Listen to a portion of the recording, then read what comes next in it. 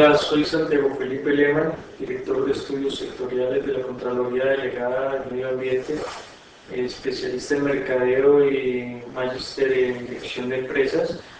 Hoy entrevistaré a la doctora Sandra Lorena Flores Guzmán, quien es médica y cirujana de la Universidad Tecnológica de Pereira, especialista en gerencia en servicios de salud de la OCC, especialista en gestión pública de la ESAP y candidata a magíster en gobierno de la Universidad de los Andes, y quien está vinculada en calidad de asesora en la Contraloría Delegada para el Medio Ambiente.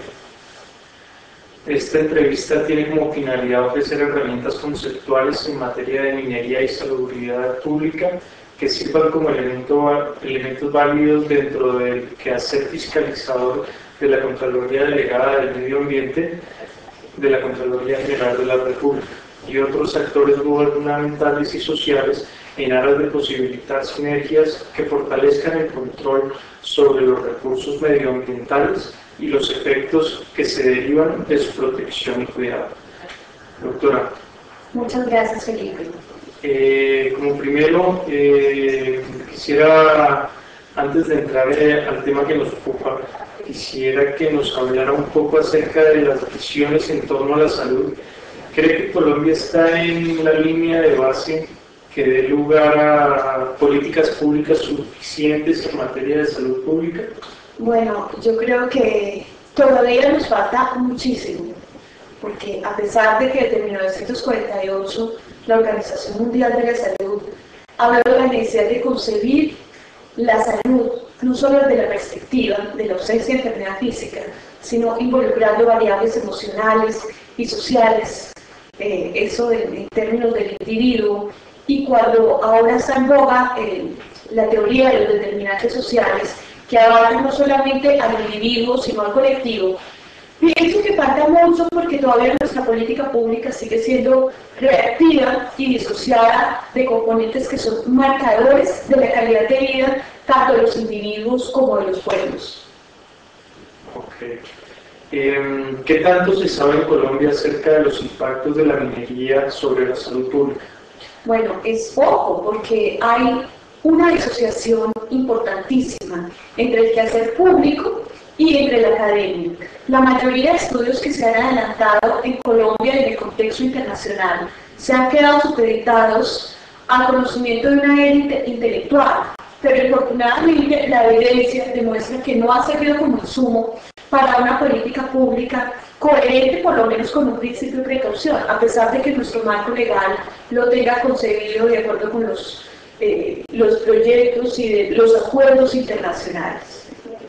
¿Usted cree que se puede hablar de minería como una actividad que puede llegar a hacerse dentro de un marco de sostenibilidad? No, y yo creo que hay una paradoja lingüística. Si uno se atiene a la definición de lo sustentable, lo sostenible, en realidad está haciendo alusión a el manejo de unos recursos que se renuevan. La minería es una actividad extractiva. Lo que tú sacas de la tierra ya no puedes devolverlo, no vuelve a generarse. Entonces, hablar de minería como una actividad que puede llegar a ser sustentable es absolutamente nulo, no tiene validez. ¿De qué depende el potencial devastador de la minería? Hay que tener en cuenta que hay varios tipos de minería. La minería que se hace a cielo abierto, que es la que estamos practicando en Colombia, la minería a gran escala. La minería subterránea que se hace, la minería por dragado, se puede hacer en superficies secas o húmedas. No hay minería inocua, siempre va a quedar una huella sobre los ecosistemas, una huella sobre las poblaciones que habitan en ese entorno próximo. Pero si uno fuera a hablar de mayor potencial deleterio sobre el ecosistema y sobre los seres vivos, estaríamos hablando de la minería a gran escala, la minería a cielo abierto. ¿De qué depende? Hay las variables que son físicas, como las que acabamos de enunciar, qué tipo de minería es. Segundo, qué tipo de mineral vamos a extraer. No es lo mismo cuando haces una minería de elementos no químicos que elementos químicos, porque están manipulando materiales diferentes. Y lo tercero es que hay una serie de variables exógenas a la actividad minera misma. Variables, por ejemplo, climatológicas, meteorológicas que inciden en que el fenómeno maximice o minimice sus efectos. Y hay unas variables sociales y políticas que no podemos desconocer. Sin duda, cuando hay unas brechas jurídicas importantes, cuando el control que se hace, el control social, el control estatal, es pobre, cualquier actividad extractiva va a encontrar el espacio fecundo para maximizar su potencial deleterio. Perfecto. ¿Cuál cree usted que es el panorama actual de Colombia en materia de minería?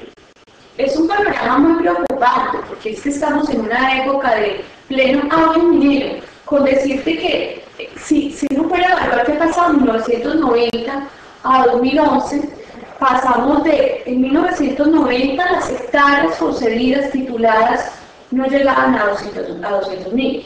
Actualmente tenemos el 8% del territorio nacional titulado. Y si se concedieran todos los títulos que han sido solicitados, pues estaríamos hablando de un porcentaje territorial enorme, comprometido. Ahora, hay quienes dicen, bueno, pero es que titular no es lo mismo que explotar, pero titularse es lo mismo que explorar. Y la exploración per se ya genera unos efectos. Máximo si tenemos en cuenta los lapsos de tiempo que por código minero se pueden dar dentro de la exploración, por prórrogas se puede ir hasta 11 años. Infortunadamente hay una actividad ilegal que está camuflada como legal, en donde bajo la figura de exploración se hace explotación. ¿Cómo estamos en cifras? Estamos hablando de que en 2010 se habían exportado 86 millones de toneladas de carbón. El carbón es el elemento más importante como mineral para Colombia porque ocupa el 62% de esa torta de minerales que estamos explotando. Y la pretensión que se tiene en 2014 es haber prácticamente duplicado esa producción. La meta es de 114 millones de toneladas. En oro, la pretensión es cuadruplicar la producción. Ahí están cifradas las expectativas de desarrollo para el país, pero en realidad son pretensiones que nos pueden costar muchísimo si tenemos en cuenta los pasivos ambientales, los pasivos sociales y las discrepancias existentes tanto desde el punto de vista fiscal como en el momento de valorar si las regalías tienen un impacto o no. De modo que en este momento el panorama es preocupante porque hay brechas jurídicas que debemos analizar con muchísima cautela y con la participación de la academia, de la sociedad civil y de diferentes actores gubernamentales. ¿Cree que la legislación colombiana en materia de minería ofrece las garantías necesarias para minimizar los riesgos derivados de la minería sobre el ambiente y la salud pública? No, ese es un problema que vale la pena revisar y revisar a fondo de manera conjunta entre autoridades mineras, ambientales, sanitarias, todos los actores involucrados en la problemática que podemos llegar a enfrentar. Hay artículos del Código de Minas que son particularmente polémicos. Sin ir tan lejos, para ofrecerte un poco más de panorama en cifras, el 0.4% de los parques naturales nacionales está concesionado a través de títulos. El 0.5% de los parques naturales regionales está concesionado. El 3.7% de los humedales rabazados. De los páramos estamos hablando de 9.5% de páramos que no están dentro de zonas tipo páramo. Esto fue antes de la reforma de 2010, en donde se incluyeron las zonas de reforma de Reserva Forestal Nacional, los páramos y los humedales Ramsar como zonas excluidas. Pero ¿por qué hago alusión a estas cifras? Porque es que resulta que a través del artículo 13 del Código de Minas, la minería fue declarada como una actividad de interés social y utilidad pública. Y eso tiene unas implicaciones muy importantes, como que cualquier inmueble puede ser expropiado por favorecer ese gran interés para el país. Y eso nos está llevando a una gran magnitud de conflictos sociales. Ahí tenemos un paseo social bien importante. Hay otros artículos que son particularmente polémicos. Por ejemplo, el artículo 37 le quita jurisdicción a las autoridades municipales para prohibir la actividad minera dentro de sus territorios. hay un artículo que es un poco complementario que minimiza el impacto de este, que es el artículo 35, en donde se habla de áreas restringidas siempre y cuando medie permiso de la autoridad competente, y hay el problema cuando la política pública le está apostando a la agricultura minera. ¿Qué más tenemos en el código? Hay problemas críticos, como por ejemplo lo que decíamos de los títulos. Los títulos son prácticamente vitalicios, no hay forma de revertirlos. No están supeditados al nivel de cumplimiento por parte de las empresas que en un menor porcentaje de casos son nacionales. ¿Sí? Bajo la figura de exploración se hace explotación, no se pide un plan de manejo que cumpla con el rigor técnico en materia de exploración, y hay unas etapas que dejan muchísimo que desear dentro de la explotación minera, como es el cierre y abandono. Es más, hasta el término mismo es un poco satánico, induce a abandonar, a dejar en cualquier estado un suelo que sin duda no va a quedar siendo apto para muchas actividades. Por otra parte, uno de los problemas que ofrece el Código de Minas actual es que no existe articulación entre la autoridad minera y la autoridad ambiental. Es decir, la autoridad minera concede tanto el título como el permiso para explotar, y el licenciamiento ambiental pues va por el Ministerio de Ambiente, pero la verdad yo no conozco un caso en donde se haya negado la licencia ambiental. Esto es prácticamente un requisito, un trámite que debe cumplirse con las implicaciones que esto tiene en paseos ambientales. Por otra parte, tenemos unos espacios muy importantes a los cuales acogernos en el momento de defender el derecho al ambiente sano. La Ley 99/93, cuyo artículo primero se fundamenta básicamente en la Convención del Río, es clara en su artículo primero, numeral 6, cuando habla de la necesidad de adherirse a un principio de precaución cuando no exista evidencia suficiente que exima el riesgo ambiental o de salubridad. Es decir, allí la autoridad debería abstenerse de incurrir en exploración, explotación o actividades conexas en materia de minería si existe el menor riesgo de que haya un potencial deleterio a nivel medioambiental o de salud. Adicionalmente, hay las sentencias de la Corte que no solamente han fortalecido este concepto de principio de precaución, como es la sentencia T92 de 2002, y hay una sentencia de tutela del año 2009, a ver si tenemos por aquí, la sentencia 769 de 2009, que invita, y no solamente invita, sino que culmina a que todos estos planes sean objeto de socialización y consulta con las minorías étnicas.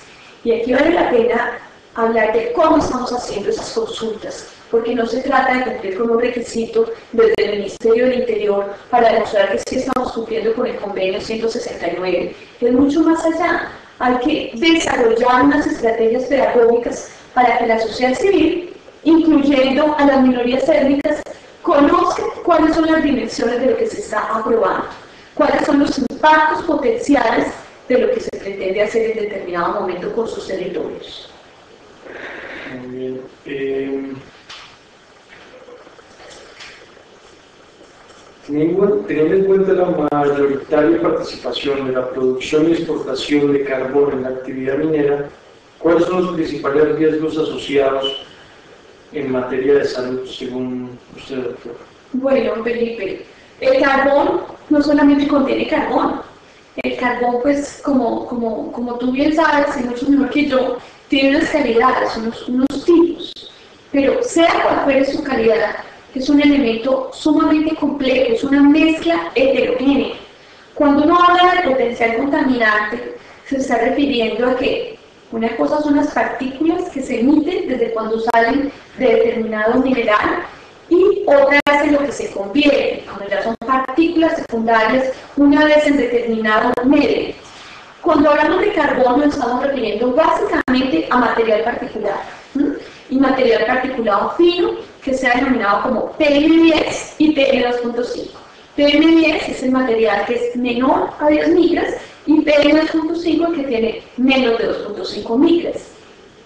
Esto es particularmente importante porque esas partículas de menor tamaño son las que más fácilmente se van a inhalar y van a representar unos riesgos. El PM10 fundamentalmente sobre el sistema respiratorio. Esas partículas llegan hasta las vías respiratorias bajas, o sea, llegan hasta bronquios y tienen un efecto inflamatorio que en el largo plazo llega a ser un efecto fibrogénico, cuando se genera un proceso cicatricial. Y es lo que produce en la población minera las famosas neumoconiosis, pero en la población expuesta, aunque no necesariamente sea población trabajadora, afecciones respiratorias que pueden ser desde agudas o hasta crónicas. Cuando estamos hablando de material particulado más fino, PM2.5, ya no estamos hablando de un material que se quede en los bronquios, sino que llega al alvéolo y posteriormente al torrente sanguíneo. ¿Qué es lo que hace? Estas partículas se adhieren al endotelio y son el sustrato para que se formen ateromas con los riesgos subsiguientes de enfermedades cardio-cerebrovasculares, neoplásicos, teratogénicos, porque decíamos que el carbón es una mezcla compleja, allí puede haber trazas de metales pesados, en donde no hay un límite en términos de seguridad. Uno no puede hablar de que a X concentración puede haber permisividad porque es seguro. El umbral en un ser humano es muy relativo y está ligado a condiciones idiosincráticas, genéticas. Es posible que dos individuos con la misma cantidad en concentración y en tiempo de exposición a una NOx, a un agente lesivo, el uno no genere mayores efectos y el otro haga un cáncer, por ejemplo.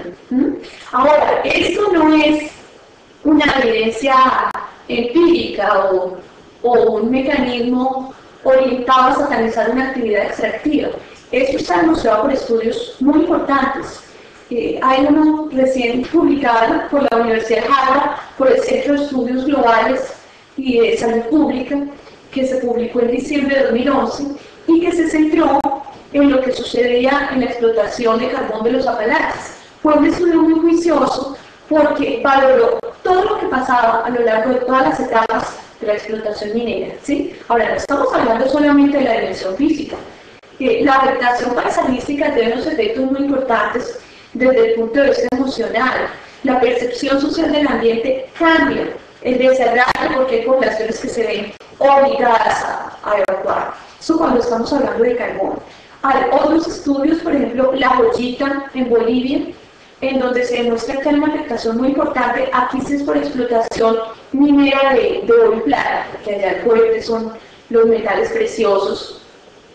En Colombia tenemos un estudio que hizo la Universidad de Magdalena, Magdalena con el Ministerio de Ambiente, unos resultados parciales en 2006 y hay unos mucho más recientes, pero hay que ser muy cautelosos, por favor, cuando lean estudios que pretenden valorar el impacto sobre salubridad pública.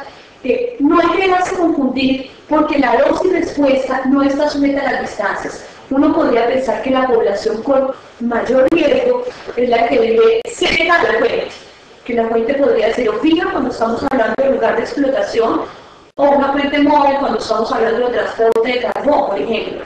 En realidad hay fenómenos meteorológicos que hacen que las partículas viajen un poco más. Las partículas que son más pesadas y menos ofensivas caen y se depositan en el suelo, por lo siguiente no tienen tanto problema. Las más pequeñas viajan a grandes distancias y son las que tienen mayor potencial de deterioro. De manera que la evidencia científica es que sí hay riesgos y en minería de carbón, material particulado fino, PM10 y PM2.5. Ahí está la clave. Perfecto. Además de estos riesgos derivados de la industria del carbón, ¿de qué otros riesgos podríamos estar hablando en materia de minería? Bueno, entonces, como te decía, cuando estamos hablando de explotación de minerales metálicos, como en el caso del oro, como en el caso de la plata, el hecho de utilizar elementos como el cianuro, como el mercurio, como otros, genera unos riesgos que son muy altos y que son sistémicos. ¿Qué quiere decir sistémicos? Que no están confinados a determinado órgano o sistema, sino que pueden ser de un efecto generalizado. Por ejemplo, el cianuro es potencialmente mortal, y eso es una muerte lenta que empieza por producir efectos crónicos, efectos que pueden pasar desapercibidos inicialmente y que se manifiestan por deterioro neurológico, deterioro cognitivo, hasta llegar a un desenlace fatal. En el caso del plomo, de hecho, una de las razones por las cuales se debe el plomo a la gasolina es porque produce alteración teratogénica, o sea, en el feto, malformaciones, y deterioro cognitivo importantísimo. Hay una enfermedad que se llama saturnismo, que es neurológica, hay compromiso de la piel, compromiso respiratorio, finalmente lleva a la muerte. Y en el caso del mercurio, tenemos el deshonroso primer lugar en el mundo, tenemos el pueblo más contaminado en el mundo por mercurio, que es Segovia. Hay que hacer una aclaración, y es que también a eso ha contribuido enormemente la minería ilegal, ¿sí? Y es que hay una cantidad de entidades en donde hay unos maridados con la delincuencia, las BACRIM, los grupos paramilitares, etcétera, en donde esos elementos que exceden ese riesgo son pésimamente mal manejados. Y si tú vas a Segovia, encuentras chuzitos en donde hay manipulación del mercurio con el potencial que eso implica. Esto también exige de las autoridades ambientales y que ejercen el control en el país. No es posible que cuando uno va a visitar allí nomás en Guasaque, Cundinamarca, por la vía que lleva a una minera legal, pues con todos los riesgos que implica, pero legal, tú cruces y te encuentres con un sitio en donde se hace manejo de plomo. Está ahí a la luz pública y no se ha hecho nada. Tenemos que lograr una articulación de todas las entidades y hay que acelerar el Código Penal. Esto no son contravenciones administrativas y civiles solamente. Estamos hablando ya del plano criminal, del plano delincuencial. Y una de las pretensiones a lo que nos debe llevar el ejercicio fiscalizador es aunar esfuerzos para que finalmente esos tres artículos, esos tres capítulos, 11, 12 y 13 del Código Penal, los estrenemos y estigmaticemos social y legalmente como crímenes contra el derecho a un ambiente sano y a la salubridad pública, que prevalecen sobre cualquier tipo de interés particular. Hay estudios científicos adelantados en la materia que se constituyen como evidencia válida para ofrecer a los policymakers en materia ambiental o de seguridad. Sí, y era lo que estábamos refiriendo parte de su momento. Además del estudio de los Apalaches, del estudio Bolivia, de los que hemos hecho en Colombia, por ejemplo, hay un estudio interesante que se hizo en la Amazonía, en los municipios ribereños de Guainía, en donde se puede encontrar un incremento del 24% en la incidencia de neuropatías degenerativas. Hay otros estudios un poco más cualitativos, en donde México tiene mucho que enseñarnos en lo que tiene que ver con construcción social del ambiente. Hay algunos estudios en donde en Colombia estamos completamente incipientes, que es lo que tiene que ver con valoración de costos ambientales.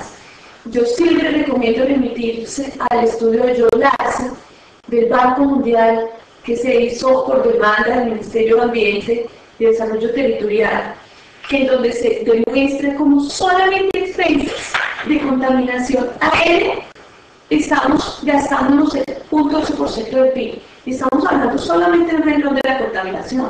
No estamos dimensionando lo que nos genera contaminación hídrica, ni estamos teniendo otros aspectos como lo que induce al reconocimiento por conceptos de las corporaciones populares, que hasta hace muy poquito había que reconocerle al actor popular.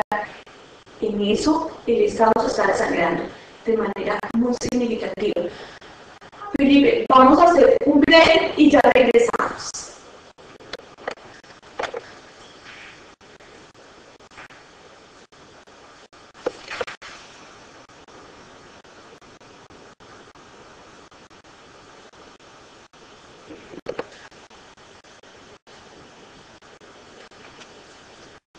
Bueno, seguimos con la entrevista con la doctora Sandra Lorena Guzmán sobre el tema del impacto de la minería sobre la salud pública. Doctora Sandra, ¿qué piensa usted? ¿Cuál es la metodología ideal para establecer causalidad entre este tipo de actividades y el impacto sobre la salud humana? Bueno, no hay una metodología única, depende de lo que uno esté buscando. Hay metodologías cuantitativas y cualitativas. Y sin duda, ninguna metodología te va a arrojar un resultado contundente porque el fenómeno de la enfermedad es multicausal. Sin embargo, se puede trabajar desde la perspectiva del riesgo atribuible y desde el principio de precaución. Entonces, si tú quieres develar cuáles son los impactos de una actividad extractiva, en este caso la minería, sobre la salud pública, se pueden hacer estudios retrospectivos, transversales o prospectivos. Los prospectivos los vamos a descartar primero por su amplitud y porque tienen las implicaciones éticas muy importantes. Sería tanto como exponer a una población al estímulo NOXA y a otra dejarla exenta de esto, o sencillamente comparar grupos control. Los estudios retrospectivos tienen limitantes de información. ¿Y de qué se trata? Si estamos hablando de calidad de aire y salubridad pública, es revisar registros clínicos, que en el caso de Colombia son los registros únicos de atención en salud, los RIPS, en donde están consignados los diagnósticos, pero como infortunadamente trabajamos con códigos, con este problema tan crítico del modelo de atención en salud, yo creo que la mayoría de médicos optan por registrar en el RIP su repertorio de códigos que se saben y no el diagnóstico detallado. Sin embargo, esa es una aproximación. Y una vez uno tenga estos perfiles por meses, por años, entrar a comparar cómo es el comportamiento del perfil de mortalidad de la población expuesta con la población no expuesta en condiciones de comparabilidad epidemiológica. Es decir, que si yo estoy hablando de una ciudad intermedia, de una ciudad pequeña, que está determinada sobre el nivel del mar, sería óptimo entrar a hacer una comparación con una ciudad similar. Por alcance metodológico hay que focalizarse en determinados grupos poblacionales.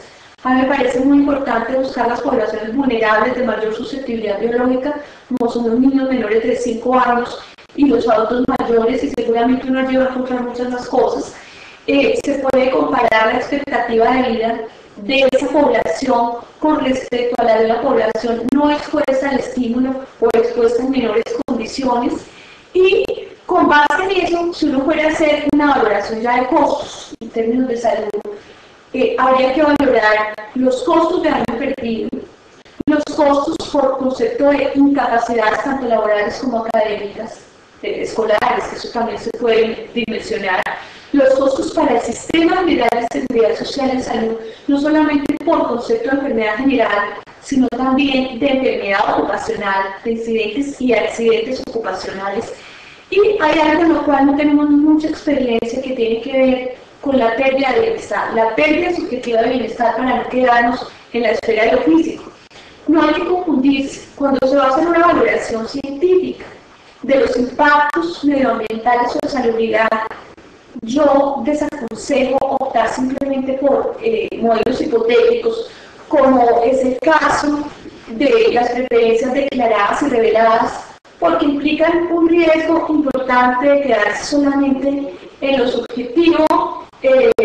Además tiene que ver con variables culturales que permean el imaginario colectivo, ¿sí? Si yo te pregunto cuánto estás dispuesto a pagar tú porque los corales de tu país no se deterioren, es posible que yo te diga, bueno, eso no es un problema porque mi restricción presupuestaria es muy grande y porque esto está en cabeza de las autoridades ambientales de mi país. Y segundo, porque en el mejor de los casos, eso no se puede llevar a un plan real. No tenemos un mercado ambientalista, no tenemos un mercado para servicios ecosistémicos. De modo que hay que pretender asirse a unos elementos objetivos y cuantificables y a unos elementos cualitativos que tienen que ver más con la pérdida subjetiva de bienestar, como la afectación paisajística, como el desarrollo cultural, como la percepción de pasivos sociales. En cuanto a la relación entre minería y salud ocupacional, ¿qué podría decirse en Colombia? También el panorama es preocupante, pues si bien desde el punto, desde el punto de vista de minería legal, por ley, todos los empleados, tanto directos como indirectos, deberán tener un sistema general de seguridad social, lo cual incluye un sistema de riesgos ocupacionales, un administrador de riesgos ocupacionales. En minería legal, pues estamos absolutamente graves, más cuando según el informe, el último informe de la Defensoría del Pueblo, estábamos hablando de unas 3.600 actividades ilegales asociadas a la minería. Pero en el margen de lo legal, hubo un estudio que se realizó a raíz de un accidente muy grande que hubo en Amaga, Antioquia, en donde se encontró que el 98% de las empresas mineras que hacían explotación de carbón tenían un riesgo importante de accidentes ligados a la explotación, ¿sí? Entonces, todavía hay muchísimo por hacer, todavía hay mucho por conocer, no solamente la prevención de las afectaciones agudas, sino también crónicas, porque volvemos a lo mismo. No hay un umbral, no hay unas condiciones mínimas sobre las cuales se pueda decir que es seguro trabajar o exponerse a una concentración determinada de una sustancia. Si uno puede traducir estos impactos en responsabilidad fiscal y más aún en pesos, ¿de qué herramientas podría valerse para ello? Bueno, nuevamente hay muchos, ¿no? Y sin duda los economistas tendrán mucho por contarnos en este sentido. Hay unos modelos econométricos que hablan de, si se está hablando de afectación ecosistémica, uno puede recurrir a un antes y un después, a una comparación de cómo era un ecosistema determinado antes de la intervención y cómo era después. Naturalmente para eso hay que tener una línea de base ambiental, documentada, ¿sí? También se puede recurrir a un estudio desde la perspectiva mucho más detallada de cualificación, de casi que de reconstrucción histórica de lo que los habitantes de una zona perciben como que se ha perdido e intentar costearlo, que es algo de lo que tenemos muchísimo que aprender. Y en costes de oportunidad, es algo muy importante. ¿Qué es un coste de oportunidad? Decidir a renunciar. Cuando yo opto por dedicarme a una actividad rentable para maximizar mi utilidad, yo estoy renunciando a otra. Entonces, valdría la pena formularse esta pregunta: si como país no nos dedicáramos a la actividad minera, ¿a qué otra cosa podríamos dedicarnos? ¿Cuándo estamos percibiendo o cuándo estamos perdiendo el concepto de esta actividad minera? ¿Y cuándo estaríamos percibiendo si en vez de concentrarnos desde el punto de vista estatal, organizacional, gremial, en la actividad minera, estuviéramos, no sé, o fortaleciendo la actividad turística, o fortaleciendo los servicios ecosistémicos para el mundo? Entonces, ese término de costo y oportunidad que tanto manejan los economistas es muy importante para traerlo acá. Desde el punto de vista de salud es un poco más fácil en términos de costeo, porque no solamente hablando de calidad de aire, sino calidad de agua. Se puede costear de acuerdo con los perfiles epidemiológicos y con la mayor prevalencia de enfermedades tropicales, por vectores, por la mayor mortalidad, enfermedad diarreica aguda, enfermedades parasitarias, enfermedades digestivas crónicas asociadas al consumo de agua no potable, ¿sí? Y con la aparición de otras patologías dependiendo de los riesgos que estés determinando. Pero sin duda que es un reto y vale la pena que las entidades fiscalizadoras superiores empiecen a cuantificar cuánto está costando las actividades extractivas para un país, en el caso nuestro para Colombia, y cómo poder cuantificar esto para asignar responsabilidades fiscales y hacer una recuperación del patrimonio público que, recordemos, de acuerdo con nuestra legislación y con los tratados internacionales, tiene prevalencia sobre el interés particular. ¿Cree usted que es factible técnica y jurídicamente? Sí, yo creo que es factible. Naturalmente es un proceso que no se logra de la noche a la mañana, porque se requiere el concierto de muchos actores. Hay que contar con la voluntad política. Yo creo que hay que lograr que todos tengamos esa misma visión de desarrollo sostenible, en donde le apostemos a garantizar unos recursos a nuestras futuras generaciones. El planeta es nuestra casa grande, siempre lo he dicho, y yo creo que apostar todo por la obtención de unos recursos de corto plazo no es una apuesta ganadora. Máximo si tenemos en cuenta que cuando vamos a la minucia de las cifras, la empresa minera paga unos impuestos muy bajos, muy bajos. De hecho es uno de los mayores incentivos para la inversión extranjera. Lo segundo es que las regalías no son progresivas, son muy pequeñas. En los años anteriores, durante la administración pasada, hubo un subsidio muy significativo a los combustibles, lo cual significó un porcentaje adicional de exenciones para las grandes empresas mineras.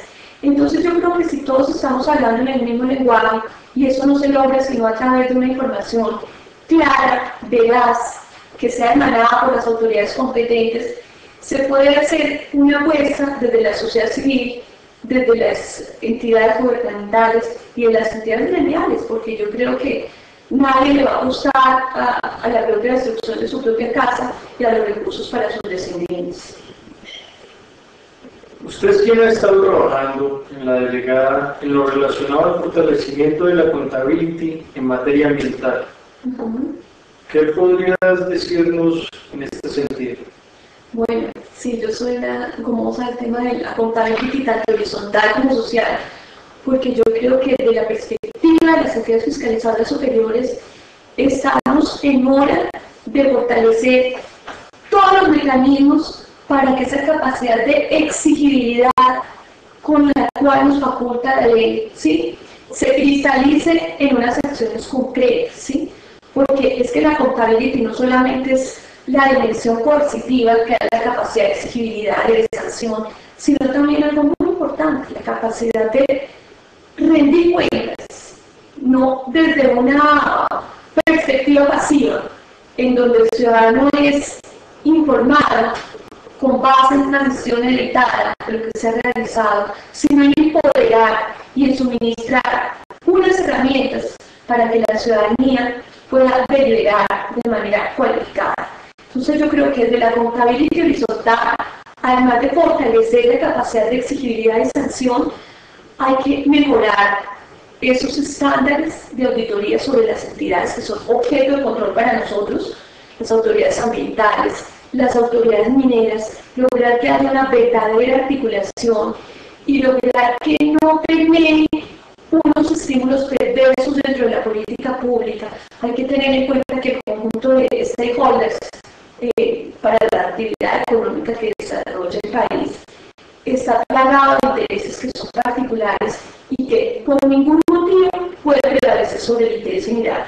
Y desde la perspectiva de la contabilidad social, yo soy una convencida de que hay que empoderar a la academia, hay que dar herramientas a las organizaciones comunitarias, desde la más pequeña escala, como son las organizaciones barriales, hasta las organizaciones que tienen un talento humano especializado, y empezar a poner esas estrategias de participación que hemos diseñado sobre la marcha. Es decir, las auditorías articuladas tienen una relevancia absoluta.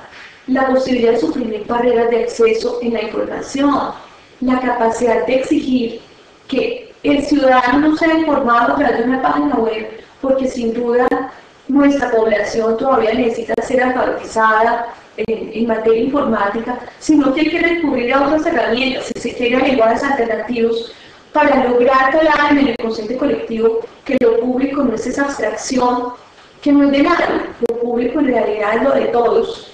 Y lograr que eso cale en el inconsciente colectivo es ya una tarea de todos.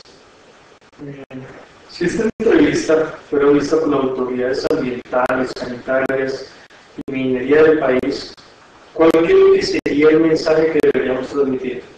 Bueno, yo creo que lo primero es un mensaje de concentración y sentémonos e intentemos cerrar esas brechas tan grandes entre lo que nos muestra la evidencia científica y entre lo que nos señala la política pública, porque no puede ser que sigamos perpetuando ese divorcio entre la academia y entre el quehacer de la política pública.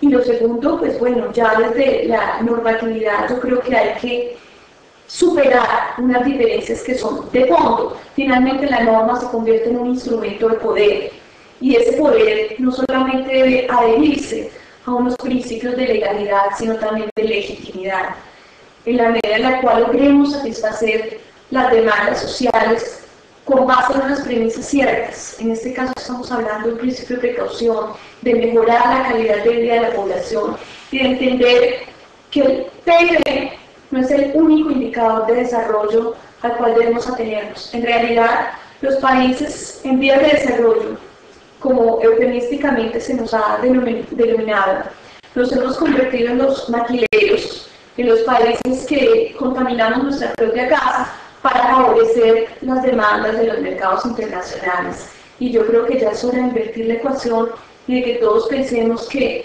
finalmente la institucionalidad gubernamental en el marco de ese contrato social está orientada a favorecer el interés colectivo y no a atender los intereses de maximización de la utilidad de los cuantos. Perfecto. ¿Y de la sociedad civil? Que no hay que perder la esperanza, ese fenómeno de creer que más allá de lo que el ciudadano del común crea no tiene incidencia sobre la política pública es un mito. Y la única forma de cambiarlo es a través de la fe en que de un papel activo de cada ciudadano depende la transformación de la sociedad. Y esto no es una observación empírica. Hay estudios como los de Bernard-Lee, como los de Inglehart, que han demostrado cómo las sociedades que tienen una mayor predisposición a participar activamente, pero que simultáneamente se capacitan en términos de opinión pública, se habla de sociedades sofisticadas y de sociedades parroquiales. Entonces, en la medida en la cual se da esa cualificación de la sociedad, en donde también la información que emana los medios sea vista con una mirada crítica, y en donde los medios a su vez se conviertan en una herramienta para visibilizar lo que ocurre de manera anómala, pues estaremos avanzando con pasos ciertos a un control social, a una accountability social mucho más efectivos. Y esto también es una invitación a los medios de comunicación. Sin los medios estaríamos perdiendo una herramienta muy importante.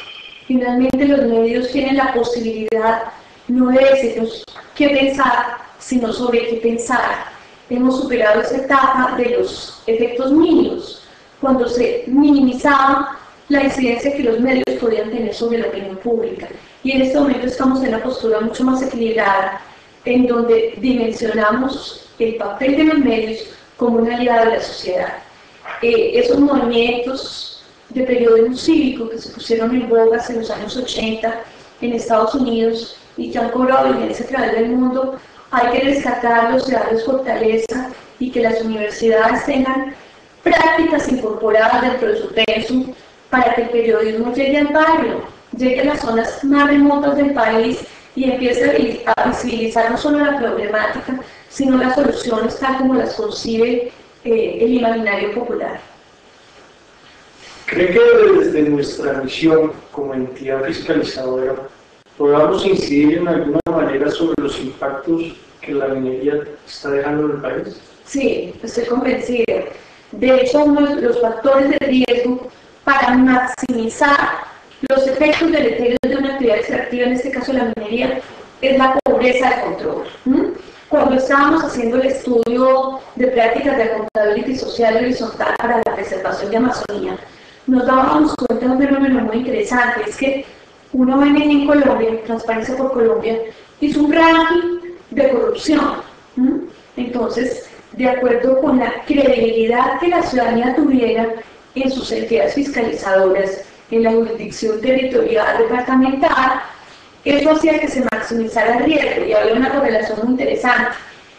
Los lugares en donde la credibilidad en el control fiscal disminuía eran los lugares en donde había menos accountability formal a través de denuncias, acciones populares, menos accountability formal en términos de protestas, de marchas simbólicas, etc. Y por consiguiente, al no encontrar objeciones, este tipo de actividades prosperan. Lo otro es el miedo. Yo creo que no podemos dejarnos llevar por el miedo.